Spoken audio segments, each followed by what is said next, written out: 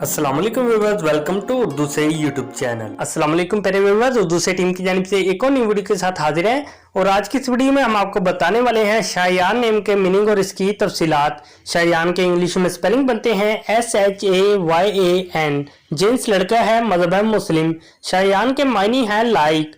तफसील है इसकी, शायान हैदर, शायान अली। शायान नाम का शुमार लड़कों के नामों में होता है। शायान नाम के अफराद के लिए खुशकिस्मत नंबर 2 माना जाता है, जबकि खुशकिस्मत दिनों में जुम्मा और हफ्ता शामिल है।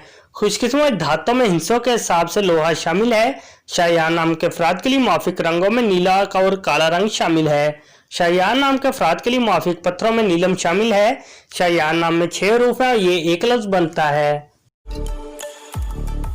अपने नाम का मीनिंग जानने के लिए कमेंट बॉक्स में लिखिए, चैनल को सब्सक्राइब कीजिए, वीडियो को लाइक और शेयर कीजिए। Thanks for watching.